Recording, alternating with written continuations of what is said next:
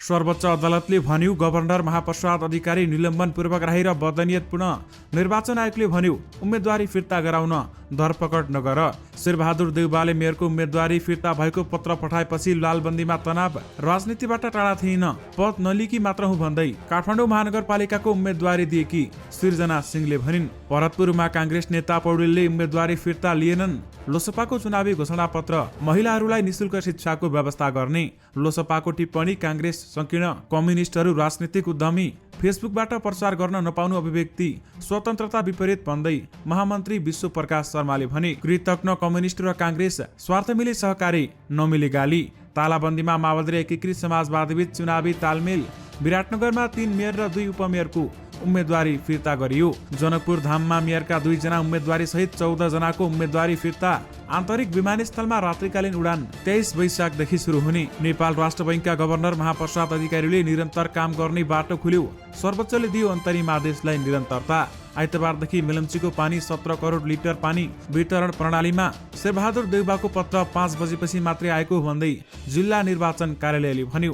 केशव स्थापितको अभिव्यक्ति सार्वजनिक मञ्चबाटै महिलामाथि हिंसा। कबड्डी 4ले रिलिज अघि नै उठायो लगानी। विदेशबाटै 2 करोड। टाइफाइड खोप लगाएका 2 बालबालिका अस्पताल भर्ना, अनुसन्धान सुरु। स्वतन्त्र उम्मेदवारलाई दिएको धम्की सह्य हुँदैन भन्दै प्रमुख निर्वाचन आयुक्त थपलियाले भने। 35 सिटमा एकीकृत समाजवादीसँग लड्ने आँट कसैले पनि गरेन भन्दै माधव नेपालको भनाई। पछिल्लो 24 घण्टामा नेपालमा थप 14 जनामा कोरोना भाइरस कोभिड-19 को संक्रमण पुष्टि। हेटौडामा बर्ड फ्लू फैलियो। 3453 कुखुरा नष्ट। अबको 3 दिन देशका विभिन्न ठाउँमा वर्षा हुने। अधिनायकवादबाट लोकतन्त्र जोगाउन नेपाल र अमेरिकालाई एकअर्काको आवश्यकता पर्छ भन्दै राजदूत रेन्डी बेरीले भने। अमेरिकाबाट उच्च स्तरीय भ्रमणका लागि प्रतीक्षारत छौं भन्दै प्रधानमन्त्री शेरबहादुर देउवाले भने। भरतपुरमा बागी उठेका जगन्नाथ पौडेललाई काङ्ग्रेसबाट निष्कासित गरियो। एमालेले एक्लै 60% पालिका जित्छ भन्दै विष्णु पौडेलको भनाई। यसबारे पुरै जानकारी पनि आजकै भिडियोमा। दर्शक महानुभावहरू नमस्कार, तपाईहरुलाई हार्दिक स्वागत गर्न चाहन्छु हाम्रो च्यानल स्मार्ट खबरमा। दैनिकी जस्तै तपाईहरुमा आजका पनि मुख्य समाचारहरू लिएर उपस्थित भइसकेका छौं। दर्शक महानुभाव, हाम्रो मेहनतका लागि तपाईहरुले यो भिडियोलाई एउटा लाइक अवश्य गर्नुहोला। त्यसैगरी यदि तपाईहरुले अहिलेसम्म हाम्रो च्यानल स्मार्ट खबरलाई सब्स्क्राइब गर्नुभएको छैन भने सब्स्क्राइब गर्नुहोला। साथै छेउमारेको बेल घण्टीमा क्लिक गरी अलमा क्लिक गर्न पनि नबिर्सिनुहोला। आउनुहोस् दर्शक महानुभाव, आजका मुख्य समाचार सुरु गरौं। नेपाल राष्ट्र बैंकका गभर्नर महाप्रसाद अधिकारीले निरन्तर काम गर्ने बाटो खुलेको प्रसंगबाट। सर्वोच्च अदालतले नेपाल राष्ट्र बैंकका गभर्नर महाप्रसाद अधिकारी माथिको कारबाही यथास्थितिमा राख्नु भन्ने आदेशलाई निरन्तरता दिएको छ। यो आदेशसँगै गभर्नर महाप्रसाद अधिकारीले निरन्तर काम गर्न पाउने भएका छन्। शुक्रबार न्यायाधीश सपना प्रधान मल्ल र टंकबहादुर मोक्तानको इजलासले यसअघिको अल्पकालीन अन्तरिम आदेशलाई निरन्तरता दिएको हो। यसअघि न्यायाधीश हरि फुयालको इजलासले गभर्नरमाथि जाँचबुझ गर्न गठन हुने समितिको नेतृत्वमा सर्वोच्च अदालतको पूर्व न्यायाधीश रहने प्रावधानमाथि नै व्याख्या हुनुपर्ने भन्दै गभर्नरलाई काममा फर्किन पाउने गरी अल्पकालीन अन्तरिम आदेश दिएको थियो। 3 दिनदेखि निरन्तर सुनाई टुङ्ग्याउँदै सर्वोच्च अदालतले अन्तरिम आदेशलाई निरन्तरता दिएको भने अब सर्वोच्च अदालतले नियमित रूपमा मूल मुद्दामाथि सुनाई गर्नेछ भने त्यतिन्जेलसम्म गभर्नर अधिकारीले नियमित काम गर्न पाउनेछन् भन्दै बताइएको छ। 24 चैत 2078 को मन्त्री परिषद बैठकले गभर्नर अधिकारीमाथि जाँचबुझ गर्न समिति गठन गरेपछि उनी निलम्बनमा परेका थिए भने सर्वोच्चले यो विवादको अन्तिम निरूपण समयमा नै हुन आवश्यक भएको भन्दै विपक्षीको लिखित जवाब परेको 1 महिनाभित्र पेशी तोकेर सुनुवाई अघि बढाउन पनि आदेश दिएको छ। विशेष गरी गभर्नर महाप्रसाद अधिकारीले काम गर्ने बाटो खुलेको छ भने सर्वोच्चले अन्तरिम आदेशलाई निरन्तरता दिएको छ। काठमाडौँ उपत्यकामा खानेपानी लिमिटेड केयुकेएलले आइतबारदेखि काठमाडौँमा मेलम्चीको 17 करोड लिटर पानीको वितरण थाल्ने भएको छ। यो मेलम्चीबाट काठमाडौँमा आउने पानीको सम्पूर्ण परिणाम हो। 11 वैशाखदेखि मिन भवनबाट काठमाडौँमा मेलम्चीको पानीको पुनः वितरण सुरु भएको थियो। पहिलो दिनबाट 5 करोड लिटर मेलम्चीको पानी प्रणालीमा आएको थियो भने आजसम्म करिब दैनिक 15 करोड लिटर पानी प्रणालीमा आएको केयुकेएलका एक प्रवक्ता प्रकाश राईले बताएका छन्। 17 करोड लिटर पानीको वितरण सुरु भएपछि काठमाडौँमा दैनिक वितरण हुने पानी पानीको परिणाम 27 करोड लिटर पुग्नेछ भने क्रमसँगै विभिन्न वितरण केन्द्रबाट वितरण हुने पानीको मात्रा बढाउँदै लगिएको छ भने मिन भवन, महाकालचौर, खुमलटार, अनामनगर, बालाजु, महाराजगञ्ज लगायतका विभिन्न केन्द्र मार्फत अहिले मेलम्चीको पानी वितरण भइरहेको छ। प्रवक्ता राईका अनुसार आइतबारदेखि सबै क्षेत्रमा पनि मेलम्चीको पानीको वितरण सुरु हुनेछ भने आइतबारदेखि मेलम्ची खानेपानी विकास समितिले 17 करोड लिटर पानी नै प्रणालीमा पठाउनेछ भने उनी भन्छन् अब वितरण हुन बाँकी क्षेत्रमा पनि वितरण हुन्छ भन्दै बताइएको छ। यानि कि आइतबारदेखि मेलम्चीको 17 करोड लिटर पानी वितरण प्रणालीमा आउने भएको छ। बिहिबार दुम्बाराही स्थित नेशनल कलेजमा काठमाडौँ महानगरका मेयरका उम्मेदवारी बीच छलफल चलिरहँदा केशव स्थापितलाई एकजना सहभागीले उनीमाथि लाग्दै आएको मिटिङको आरोप बारेमा प्रश्न खोजेकी थिइन्। प्रश्न राख्नु अघि सञ्चालकले सहजीकरण गर्दै भनेका छन्, हुन त आज सकेसम्म उम्मेद्वारलाई निजी प्रश्न नसोध्नु भनेका थियौं, तर यो प्रश्न रोक्न सकिने खालको छैन भन्दै उनले बताएका थिए। यति भनिसक्दा नेकपा एमालेबाट मेयरको उम्मेद्वार बनाएका स्थापित आफै अघि सरेर बोले, मेयरको उम्मेद्वारलाई 24 घण्टा प्रश्न सोध्न पाइँदैन भन्ने भएन, अरू overruled, I have to answer. तर सुरुवातमा फेस टु फेस सबै प्रश्नको जवाब दिने बताएका स्थापित सहभागी भावना राउतले सोधेको प्रश्नमा गैर जिम्मेवार शैलीमा प्रस्तुत मात्र भएनन्, उल्टै राउतलाई धम्की समेत दिएका छन्। उनले राउतलाई you are nice lady but थुतुनु ठिक भएन भनेर सार्वजनिक मञ्चबाट आपत्तिजनक टिप्पणी गरेका हुन् भने साथै स्थापितले प्रश्नको खण्डन गर्ने क्रममा म भोलि यो महिलाले प्रोस्टिट्युसन वेश्यावृत्ति गर्छ भनेर छपाउ भनेर धम्की पनि दिएका छन्। स्थापितको यो अभिव्यक्ति सार्वजनिक मञ्चबाट जिम्मेवार व्यक्तिले महिलामाथि गरेको हिंसाकै अर्को रूप भएको महिला अधिकार कर्मी एवं विश्लेषक सरिता तिवारीले पनि बताएकी छन्। सुरुमा उनले आवेगमा प्रश्नकर्तामाथि प्रश्न उठाए होला, तर पछि फेरि वेश्यावृत्ति गर्छौं भनेर निकालिदिउँ भनेर भन्नुले उनमा कुन हदसम्मको हिंसात्मक चिन्तन छ भन्ने देखिन्छ। उनले भनेकी छन्, यस्तो मान्छेलाई निर्वाचन आयोगले पनि उम्मेद्वार बनिरहन दिन्छ भने त्यो आयोगको पनि गल्ती हुन्छ। यो विषयमा सबैले जबरजस्त रूपमा प्रश्न उठाउन जरुरी छ भन्दै पनि बताइएको छ।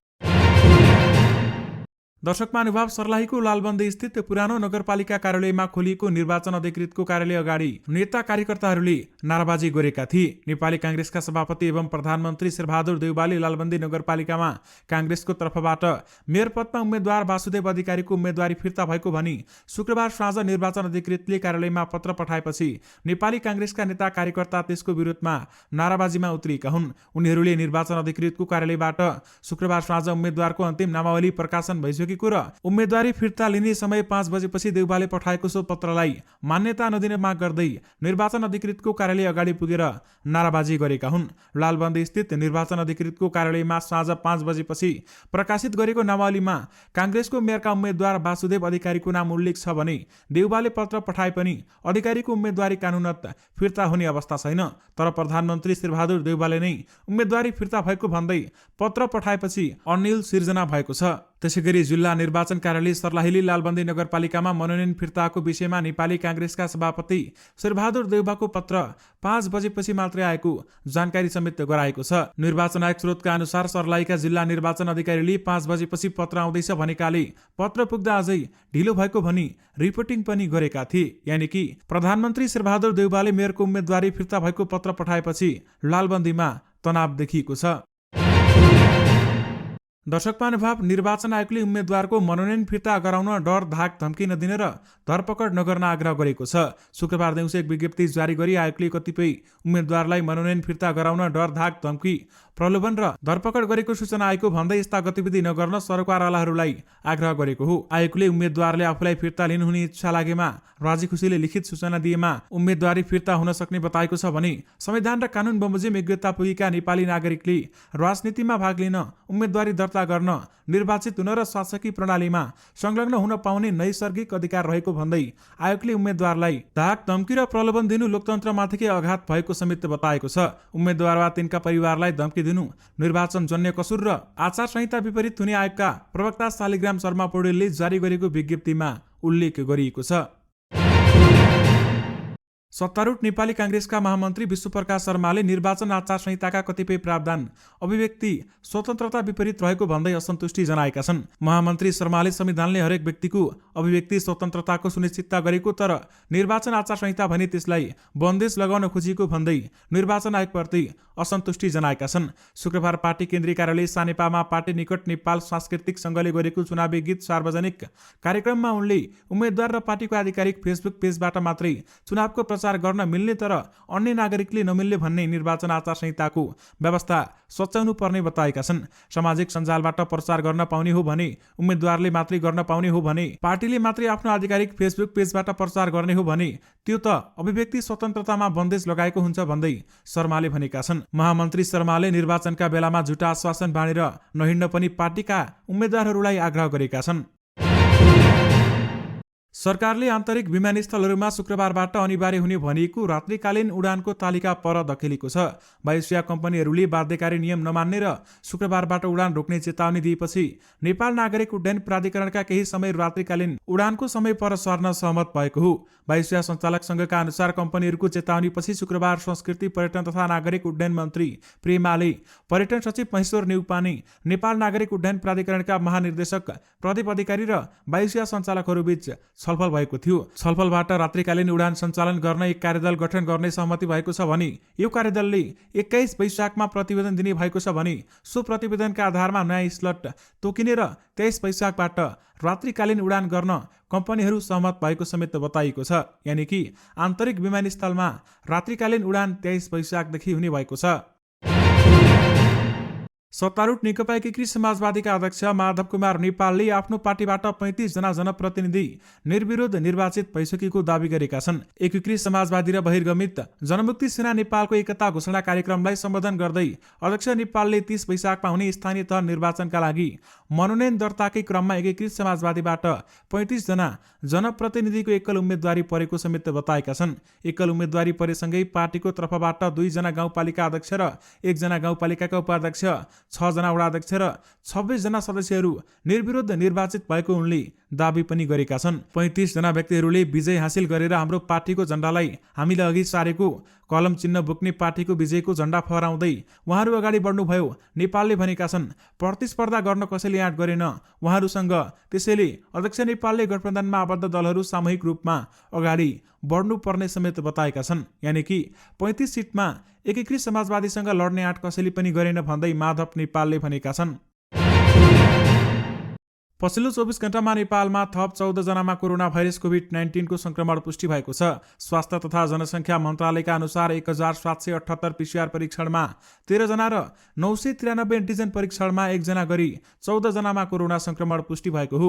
पछिल्लो 24 घण्टामा नेपालमा कोरोना भाइरस संक्रमण मुक्त हुनेको संख्या 19 रहेको छ भने हाल देशभर कोरोना भाइरसको सक्रिय संक्रमितको संख्या 243 रहेको छ। बागमती प्रदेशको राजधानी हेटौडाकै कुखुरा फार्ममा बर्ड फ्लू भेटिएको पुष्टि भएपछि शुक्रबार 3453 कुखुरा, 580 अण्डा र 500 केजी दाना नष्ट गरिएको छ। भेटेरिनरी अस्पताल तथा पशु सेवा केन्द्र मकवानपुरका अनुसार हेटौडा उपमहानगरपालिका 7 नागस्वती स्थित व्यवसायी राजन कतिवटाको आदर्श कुखुरा फार्ममा बर्ड फ्लू भेटिएपछि प्राविधिक सहित टोली खटाएर उक्त परिणामको कुखुरा, अण्डा र दाना नष्ट गरिएको हो। कुखुरा फार्ममा रहेका 4000 कुखुरा मध्ये सही संख्यामा कुखुरा मरेपछि शंका लागेर वैशाख 9 गते कुखुराको नमुना पशु विभाग काठमाडौँ पठाइएको र 7 दिनपछि बिहिबार बर्ड फ्लू प्रमाणित भएको रिपोर्टको आधारमा कुखुरा नष्ट गरिएको केन्द्रका प्रमुख डाक्टर ब्रज किशोर ठाकुरले राससलाई जानकारी दिएका छन्। उनका अनुसार आदर्श पोल्ट्री फार्ममा रहेको कुखुरासँगै छिमेकमा रहेका अन्य पोल्ट्री फार्मको नमुना जाँच गर्दा रिपोर्ट नेगेटिभ आएको समेत बताइएको छ। यानि कि हेटौडामा फेरि बर्ड फ्लू भेटिएको छ भने 3453 कुखुरा नष्ट गरिएको छ। जल तथा मौसम विज्ञान विभागले देशका पहाडी क्षेत्रमा मेघगर्जन र चट्याङ सहित वर्षा हुने भएकाले सतर्कता अपनाउन आग्रह गरेको छ। विभागले आगामी 3 दिनको मौसम पूर्वानुमान गर्दै आइतबार रातिसम्म नै देशका विभिन्न ठाउँमा मध्यदेखि हल्का वर्षा हुने समेत जनाएको छ भने प्रदेश 1 मधेस, बागमती र गण्डकी प्रदेशका केही स्थानमा र बाँकी प्रदेशका पहाडी भूभागमा अबको 24 घण्टामा वर्षा हुने विभागले जनाएको छ भने अहिले देशका पहाडी भूभागमा स्थानीय वायु र पश्चिमी वायुको प्रभाव रहेकाले आंशिकदेखि सामान्य बदली भएको विभागले स्पष्ट पारेको छ। नेपालका लागि अमेरिकी राजदूत र्यान्डी डब्ल्यू बेरीले अधिनायकवादबाट लोकतन्त्रलाई जोगाउन दुई मुलुकहरूलाई एकअर्काको आवश्यकता पर्ने बताएका छन्। संयुक्त राज्य अमेरिका र नेपाल बीचको कूटनीतिक सम्बन्ध स्थापनाको 75औं वर्षगाँठको अवसरमा राजदूत बेरीले एक वक्तव्य जारी गर्दै जलवायु संकटलाई सम्बोधन गर्न र बढ्दो अधिनायकवादबाट लोकतन्त्रलाई जोगाउन दुई मुलुकहरूलाई एकअर्काको आवश्यकता पर्ने धारणा सार्वजनिक गरेका हुन्। यानि कि अधिनायकवादबाट लोकतन्त्र जोगाउन नेपाल र अमेरिकालाई एकअर्काको आवश्यकता पर्छ भन्दै नेपालका लागि राजदूत र्यान्डी बेरीले भनेका छन्।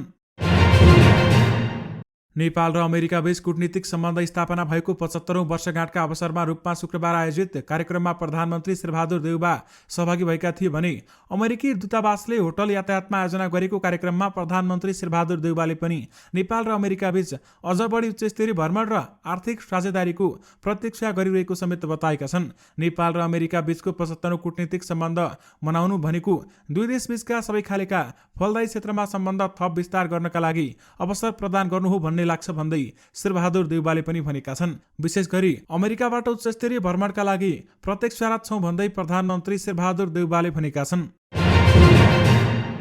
चितवनको भरतपुर महानगरपालिका प्रमुखका लागि उम्मेदवारी दर्ता गराएका नेपाली कांग्रेसका नेता जगन्नाथ पौडेल पार्टीबाट निष्कासित भएका छन्। 5 दलीय सत्ता गठबन्धनका साझा उम्मेद्वार विरुद्ध दिएको बाँकी उम्मेदवारी फिर्ता नलिएपछि उनी पार्टीबाट निष्कासित भएका हुन् भने स्थानीय तह निर्वाचनका लागि उनले गठबन्धनका साझा उम्मेद्वार रेणु दाहाल विरुद्ध बाँकी उम्मेदवारी दिएका थिए। पूर्व राष्ट्रिय सभा सदस्य समेत रहेका नेता पौडेलले प्रधानमन्त्री समेत रहेका पार्टी सभापति शेरबहादुर देउबाको आग्रह अटेर गर्दै उम्मेदवारी फिर्ता नलिने अडान राखेका थिए। कांग्रेस केन्द्रीय कार्यालयले शुक्रबार बेलुकी 5 बजेभित्र विद्रोह उम्मेद्वारको उम्मेदवारी फिर्ता नलिए पार्टीबाट निष्कासन हुने चेतावनी समेत दिएको थियो भने उक्त विज्ञप्ति अनुसार बाँकी उम्मेदवारी पौडेलका प्रस्ताव कृष्णलाल सापकोटा र मीना खरेल पनि पार्टीबाट स्वतः निष्कासित भएका छन् र 84 वर्षीय सापकोटा पौडेलका प्रस्तावक र खरेल समर्थक हुन् भन्दै बताएको छ। यानि कि भरतपुरमा बागी उठेका जगन्नाथ पौडेल कांग्रेस पार्टीबाट निष्कासित भएका छन्। दर्शक महानुभाव, एमाले एक्लै 60% पालिका जित्छ भन्दै विष्णु पौडेलले भनेका छन्। सबैजसो काठमाडौँ वरपरि भेटिने राजनैतिक दलका शीर्ष नेताहरूमा हिजो आज काठमाडौँमा फेला पार्न सहज छैन। स्थानीय निर्वाचनको रौनकले नेताहरूलाई यसरी छोपेको छ कि भन्ने बित्तिकै शीर्षस्थ उनीहरूसँग टेलिफोनमा कुराकानी गर्न हम्मे छ। आफ्नो निर्वाचन क्षेत्रमा खटिएका नेताहरू सहज जितको दावी गरिरहेका छन् भने निर्वाचनका लागि उम्मेदवारी दर्ता गराएर पार्टी सर्कुलर अनुसार रूपन्देहीमा खटिएका एमाले उपाध्यक्ष विष्णु पौडेल पनि 60% नतिजा एमालेकै पक्षमा आउने दावी गर्छन्। निर्वाचन क्षेत्रमा तय भएका कार्यक्रममा व्यस्त पौडेलसँग हामीले टेलिफोन वार्ता गरेका छौं। बुधबार मात्रै रूपन्देहीको तिलोत्तमा नगरपालिकामा आयोजित एक कार्यक्रममा उनले सत्तारूढ गठबन्धनका दलहरूलाई तास र बालुवाको घरको संज्ञा समेत दिएका थिए र साथमा उनले एमाले एक्लै 60% पालिकामा जित्छ भन्दै विष्णु पौडेलले ठोकुवाका साथ भनेका छन्। दर्शक महानुभाव, लोकतान्त्रिक समाजवादी पार्टी लोसपाको घोषणा पत्र सार्वजनिक भएको छ। शुक्रबार पार्टी कार्यालय बबरमहल स्थित पार्टी कार्यालयमा आयोजित कार्यक्रममा अध्यक्ष महन्त ठाकुर, वरिष्ठ नेता राजेन्द्र महतो लगायतका नेताहरूले घोषणा पत्र सार्वजनिक गरेका हुन्। घोषणा पत्रमा सबै महिलाहरूलाई निशुल्क शिक्षाको व्यवस्था गर्ने, स्वास्थ्य उपचार गर्ने, निशुल्क गर्ने लगायतको व्यवस्था गरिएको छ भने यद्यपि घोषणा पत्र सार्वजनिक गर्नु आफ्नो बाध्यता भएको वरिष्ठ नेता महतले बताएका छन्। त्यसैगरी आफूहरू स्थानीय तहको निर्वाचन गरिदले हुनुपर्ने पक्षमा रहेको उनको भनाइरहेको छ भने बाध्य भएर स्थानीय तहको निर्वाचन समेत जारी गर्नु परेको उनले भनेका छन्। स्थानीय निर्वाचन दलीय आधारमा नहुने हो भन्दै उनले जानकारी पनि गराएका छन्। यानि कि लोसपाको चुनावी घोषणा पत्रमा महिलाहरूलाई निशुल्क शिक्षाको व्यवस्था गर्ने भन्दै बताइएको छ। त्यसैगरी लोकतान्त्रिक समाजवादी पार्टी लोसपाले शुक्रबार सार्वजनिक गरेको घोषणा पत्रमा आफू र नेपाली कांग्रेस मात्रै लोकतान्त्रिक पार्टी रहेको बताएको छ। जनता समाजवादी पार्टीलाई पनि उसले कम्युनिस्ट पार्टी भनेको छ भने लोसपाले कांग्रेसलाई मित्र शक्ति मानेको छ, तर कांग्रेस संकीर्ण अनुदारवादी र जातीय दल भएको भन्दै आलोचना पनि गरेको छ। त्यसैगरी कांग्रेस संकीर्ण, कम्युनिस्टहरू राजनैतिक उद्यमी भन्दै लोसपाले टिप्पणी गरेको हो। जनकपुर धाम उपमहानगरपालिकामा 14 जनाले उम्मेदवारी फिर्ता लिएका छन्। प्रमुख निर्वाचन अधिकृतको कार्यालयका अनुसार मेयर पदमा स्वतन्त्र उम्मेदवारी दिएका 2 जना सहित 14 जनाले उम्मेदवारी फिर्ता लिएका छन् भने मेयरका लागि स्वतन्त्रबाट उम्मेदवारी दिएका वैद्यनाथ प्रसाद शाह र नन्दकुमार भगतले उम्मेदवारी फिर्ता लिएको प्रमुख निर्वाचन अधिकृत ब्रजेश प्याकुरेलले जानकारी दिएका छन्। उनका अनुसार उपमेयरमा स्वतन्त्र उम्मेदवारी दिएका विश्वनाथ शाह सुडीले पनि उम्मेदवारी फिर्ता लिएका छन्। यस्तै स्वतन्त्रबाट वडाध्यक्षमा उम्मेदवारी दिएका 10 जनाले पनि उम्मेदवारी फिर्ता लिएका छन् भने राप्रपाबाट सदस्य पदमा मनोनयन दर्ता गराएका अकबर कवाडीले पनि उम्मेदवारी फिर्ता लिएका छन्। दयाङ राई र सौगात मल्ल स्टारर प्रतीक्षित फिल्म कबड्डीको 4थो श्रृङ्खलाले रिलिज अघि नै लगानी सुरक्षित गरेको छ। बिहिबारसम्म प्रमुख विश्व बजारमा राइट बिक्री मार्फत फिल्मले 2 करोड रुपियाँ ग्रस कमाएको छ भने फिल्मको लगानी झण्डै 3 करोड रुपियाँ रहेको समेत जनाइएको छ। निर्माता मणिराम पोखरेलले युरोप, अमेरिका, अस्ट्रेलिया, बेलायत, न्युजिल्यान्ड, हङकङ, जापान र भारतमा राइट बिक्री भइसकेको पनि बताएका छन् र उनका अनुसार जेठ 13 गते नेपाल सहित ती मुलुकमा एकसाथ फिल्म प्रदर्शन हुनेछ भन्दै बताइएको छ। विदेश बिक्री बापत प्राप्त 2 करोड र डिजिटल राइट सहित हामीले लगानी सुरक्षित गरेका छौं। निर्माता पोखरेलले भनेका छन्। अब हामीलाई नेपाल प्रदर्शनमा सजिलो पनि भएको छ भन्दै उनले जानकारी गराएका छन्। यानि कि कबड्डी 4ले रिलिज अघि नै लगानी उठाएको छ भने विदेशबाट मात्रै 2 करोड लगानी उठाएको समेत जानकारी आएको छ। प्रमुख निर्वाचन आयुक्त दिनेश कुमार थपलियाले विभिन्न राजनीतिक दलका नेताले स्वतन्त्र उम्मेद्वार दिएकाहरूलाई धम्की त्रास र चेतावनीको गोप्य सूचना आइरहेको भन्दै त्यो सह्य नहुने समेत चेतावनी दिएका छन्। शुक्रबार राष्ट्रिय तथा जिल्ला स्तरका पर्यवेक्षकहरूको लागि अन्तर्क्रिया र अभिमुखीकरण कार्यक्रममा उनले लोकतन्त्रलाई विश्वास गरेर निर्वाचनमा गएको हो भन्ने, लोकतन्त्रमा चुन्ने र चुनिन पाउने अधिकारलाई कुनै पनि हालतमा कुण्ठित गर्न नमिल्ने समेत स्पष्ट पारेका छन्। यानि कि स्वतन्त्र उम्मेद्वारलाई दिएको धम्की सह्य हुँदैन भन्दै प्रमुख निर्वाचन आयुक्त दिनेश थपलियाले भनेका छन्। नेपालमा टाइफाइड खोप टिसिबी लगाएपछि 2 जना बालबालिका बिरामी परेपछि अस्पताल भर्ना गरिएको छ।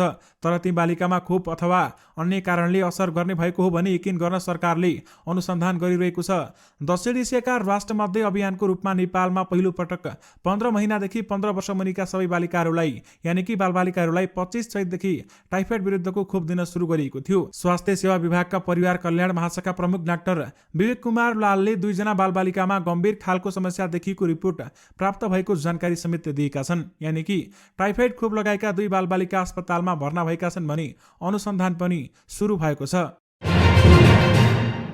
दर्शक महानुभाव, विराटनगर महानगरपालिकाको मेयरमा उम्मेदवारी दिएका 3 र उपमेयरमा उम्मेदवारी दिएका 2 जनाले मनोनयन दर्ता फिर्ता लिएका छन्। बिहीबार राति मेयर, 2 उपमेयर, 7 वडाध्यक्ष सहित 23 जना उम्मेदवारले मनोनयन फिर्ता लिएका हुन्। सर्लाहीको लालबन्दी नगरपालिकाको मेयर र उपमेयरमा नेकपा माओवादी केन्द्र र नेकपा एकीकृत समाजवादी पार्टीले चुनावी तालमेल गर्ने भएका छन्। माओवादीले मेयर र समाजवादीले उपमेयर लिने गरी चुनावी तालमेल गर्ने भएको हो भने अब माओवादीबाट मेयरमा प्रहलाद बुढाथोकी र उपमेयरमा समाजवादीबाट गोविन्द अधिकारी उम्मेद्वार भएका छन्। यानि कि लालबन्दीमा माओवादी र एकीकृत समाजवादी बीच चुनावी तालमेल भएको छ।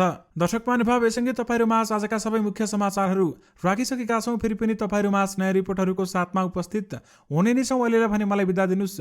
नमस्कार।